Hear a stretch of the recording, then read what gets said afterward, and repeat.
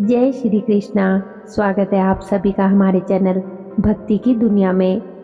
दोस्तों, जब भी हम पूजा साधना शुरू करते हैं, भगवान हमारी परीक्षा ज़रूर लेते हैं।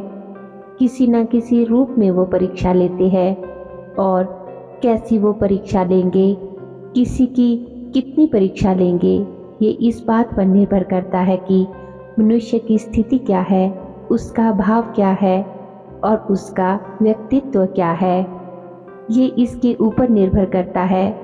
साथ ही आपके इष्ट देव के ऊपर भी निर्भर करता है। पर जब आपकी परीक्षा समाप्त हो रही होती है तो आपको ईश्वर से कुछ संकेत मिलते हैं। आज हम इस वीडियो में उन्हीं संकेतों के बारे में जानेंगे। लेकिन उससे पहले दोस्तों, अगर आज आप हमारे चैनल पर पहली बार आए हो तो हमारे चैनल को सब्सक्राइब ज़रूर कर ले और बेल आइकन को प्रेस करके ऑल पर भी क्लिक कर लीजिए, ताकि जब भी हम कोई नई वीडियो अपलोड करें तो उसकी नोटिफिकेशन सबसे पहले आप तक पहुंचे। वीडियो को अंत तक ज़रूर देखिएगा बिना स्किप किए, और वीडियो पसंद आए तो वीडियो को लाइक और कमेंट ज़रूर करें। आपके कमेंट हमें बहुत मोटिवेट करते हैं कि हम आपके लिए और भी अच्छी से अच्छी वीडियो बनाएं। तो चलिए वीडियो में देरी ना करते हुए आगे बढ़ते हैं। दोस्तों, ये संकेत आपको तब मिलते हैं जब आपकी परीक्षा समाप्त हो रही होती है और आपके लिए शुभ दिन आने वाले होते हैं। अक्सर लोग ये कहते हैं कि हमें परेशानियां आ रही है, हमें समस्याएं आ रही है, हमारे कष्ट दूर ही नहीं होते, कब हमारी भगवान सुनेंगे। उन्हें सब्र नहीं हो रहा होता है, जबकि सच्चाई तो यह होती है कि उनकी परीक्षा का अंत होने ही वाला होता है, या 90% या फिर 99% तक उनकी परीक्षाएं जो है वो पूर्ण हो चुकी होती है। पर 1% पर आकर वो बोलने लगते हैं कि हमारी स्थिति अब ऐसी चल रही है। पर ये बात आपको समझनी होगी कि कहीं ना कहीं ये आपकी परीक्षा है, और भगवान जो है वो हमें चुनते हैं। जो भी आपके इष्ट है वो आपको चुनते हैं। हमारी तो कोई भी साथी नहीं, हमारी कोई औकात नहीं कि हम उन्हें चुने। वे स्वयं अपने भक्तों को चुनते हैं, और जब भी वे अपने भक्तों को चुनते हैं तो ढोल बजा कर चुनते हैं। ऐसे ही नहीं चुन लेते। जब भी वे अपना नाम किसी को देते हैं, अपनी सेवा किसी को देते हैं, अपनी शक्तियाँ किसी को देते हैं, या अपनी भक्ति किसी को देते हैं, तो यूं ही नहीं दे देते। वो आपको देखते हैं कि मेरा भक्त कैसा है, आप कितना आगे जा सकते हैं, क्या आपका व्यक्तित्व है, और साथ ही वो आपको निखारते भी है। ये जो निखारने वाली प्रक्रिया है ये परीक्षा के दौरान ही चलती रहती है। फिर एक ऐसा समय भी आता है जब आप एक हीरे के रूप में उभरते हैं और भगवान के गुणगान गाते हैं। आपके अंदर से घमंड अहंकार बिल्कुल नष्ट हो जाता है। प्रभु के नाम में आप लीन हो जाते हैं, और प्रभु आप पर इतनी कृपा करते हैं कि आपको समाज कल्याण के लिए चुनते हैं और आपको वो शक्ति प्रदान करते हैं। प्रभु बहुत ही दयालु है, कृपालु है। चलिए आज की वीडियो में हम आपको बता दें कि जब आपकी परीक्षा समाप्त हो रही होती है तो आपके साथ क्या होता है। सबसे पहला जो संकेत होता है कि जब भगवान आपकी परीक्षा को खत्म कर रहे होते हैं तो वह संकेत यह होता है कि आपके धन के रास्ते खुलने शुरू हो जाते हैं। ये सबसे पहला संकेत है। आपको पता ही नहीं चलता कि अब घर में पैसा कहाँ से आ रहा है।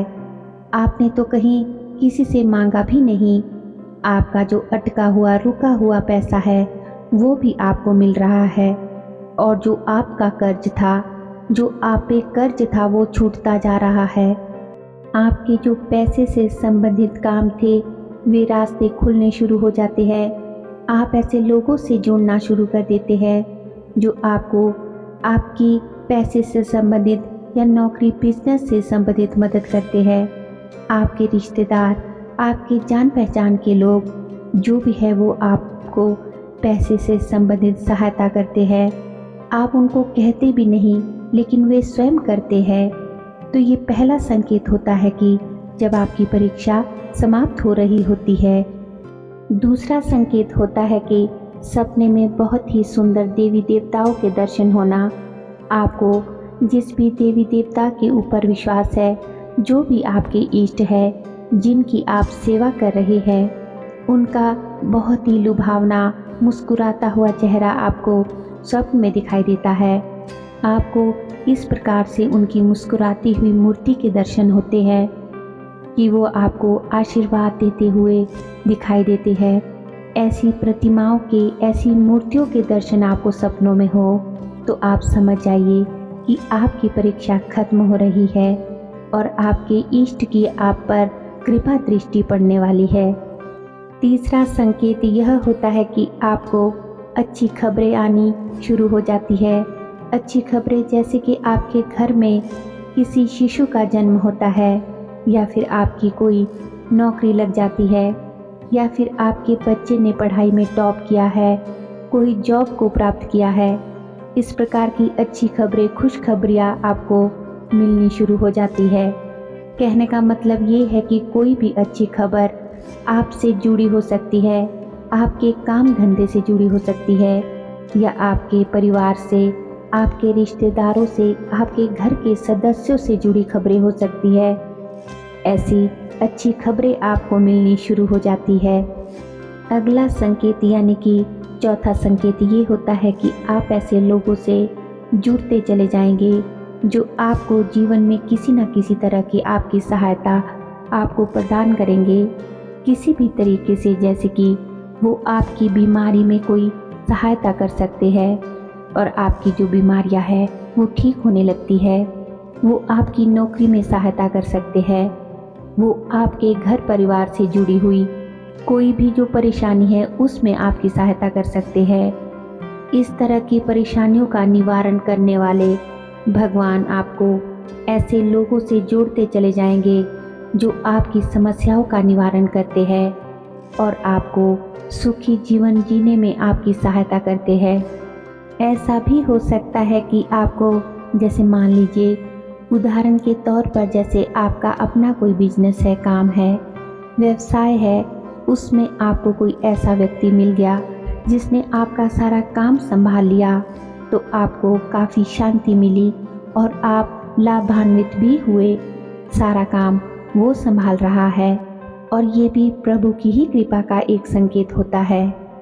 पांचवा संकेत ये होता है कि आपके घर परिवार में अचानक से इतना प्रेम बढ़ना शुरू हो जाता है कि सभी लोग प्रेम भाव से रहना शुरू कर देते हैं, एक दूसरे की सहायता करने लगते हैं और आपको विश्वास ही नहीं होता कि अरे ये तो मेरा परिवार ही है, ऐसा पहले तो नहीं था। तो इस तरह से जो प्रेम बढ़ता है लोगों में, संबंधों में, घर परिवार के सदस्यों में, वो सिर्फ और सिर्फ प्रभु कृपा से ही बन पाता है। तो जब आपकी परीक्षा खत्म हो रही होती है, सभी ऐसी घटनाएं जो है आपके जीवन में घटित होने लगती है। साथ ही आप ये देखेंगे कि जो आपके घर के सदस्य हैं, आपके आस पड़ोस के लोग, आपके रिश्तेदार और आपके ऑफिस के कलीग, वो सभी आपका सम्मान करना शुरू कर देंगे, जो पहले सम्मान नहीं करते थे। आपकी अच्छी नौकरी लगनी शुरू हो जाती है, अच्छे स्तर की नौकरी आप प्राप्त कर लेते हैं और अच्छे लोगों के साथ भी आपका उठना बैठना शुरू हो जाता है। छठा संकेत जो होता है वह यह कि आप बिना वजह खुश रहना शुरू कर देते हैं। बिना वजह आपका जो मन है वो बिना वजह ही आनंदित रहना शुरू हो जाता है। आपको नहीं पता क्यों, किस वजह से, बस आप खुद ही आनंदित है, आपको संतोष मिलता है, शक्ति मिलती है। तो ये भी सिर्फ और सिर्फ ये संकेत देता है कि अब आपकी परीक्षा का समय समाप्त हो चुका है और आपके जीवन में शुभ समय का आगमन होने वाला है। साथ ही सारी चीज़ें जो है वो आपके साथ सकारात्मक होनी शुरू हो जाती है, तो आप एक बहुत अच्छा जीवन जीना शुरू कर देते हैं।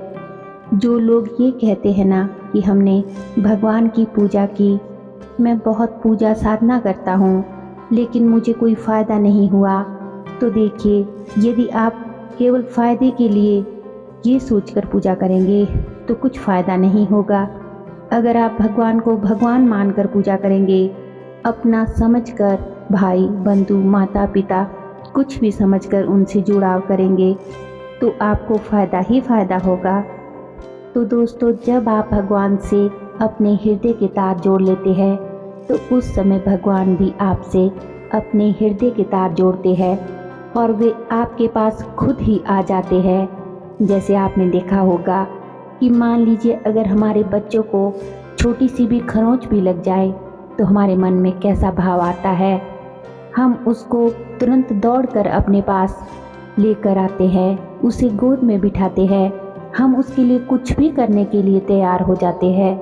मतलब सब कुछ उनके लिए करते हैं, अपनी जान तक देने के लिए भी माता पिता उनके लिए तैयार रहते हैं। तो जब प्रभु के लिए जिस दिन ऐसे भाव आपके मन में उत्पन्न होने लग जाए, उस दिन वो आपके सामने होंगे। जिस दिन आपने ये सोच लिया कि प्रभु मेरे हैं और मैं प्रभु का हूँ, आपने उनको मूर्ति नहीं माना, आपने उनको साक्षात मान लिया, आपने उनसे कोई रिश्ता कायम कर लिया, जैसे पिता का रिश्ता, माता का रिश्ता, भाई बहन का रिश्ता। क्योंकि भगवान जो है वो सबके है, पर आपके वो क्या है ये आप पर निर्भर करता है कि आप जानते हैं। जब आप उनसे कोई रिश्ता बना लेंगे तो वे आपको छोड़कर कहीं नहीं जाएंगे, हर पल वो आपके साथ ही रहेंगे। और साथ ही भगवान की सही तरीके से जब आप भक्ति करते हैं तो आपके भौतिक जीवन को भी वो ऐसे बदल देते हैं कि आप स्वयं भी नहीं जान पाते उनने कब आपको फर्श से अर्श तक पहुंचा दिया। पर ऐसे समय में बहुत आवश्यक है कि आप बिल्कुल संयम में रहे, अपने अंदर घमंड ना आने दे, अहंकार बिल्कुल भी मत करिए। और जब आपकी परीक्षा चल रही हो तो शांत रहे, क्योंकि जो ईश्वर फर्श से अर्श तक पहुंचा सकता है वो अर्श से फर्श पर लाने के लिए भी पल भर की देरी भी नहीं करेंगे। तो उम्मीद करती हूँ दोस्तों कि आज की वीडियो की ये जानकारी आपको अवश्य ही पसंद आई होगी। वीडियो अच्छी लगी हो तो वीडियो को लाइक और शेयर ज़रूर करें। और अगर अभी तक भी आपने हमारे चैनल को सब्सक्राइब नहीं किया है तो सब्सक्राइब ज़रूर कर ले। तो चलिए मिलते हैं एक नई वीडियो में, तब तक के लिए आप सकारात्मक सोचें, सकारात्मक जीवन जिए, खुश रहिए, तरक्की करिए। धन्यवाद। जय श्री कृष्णा।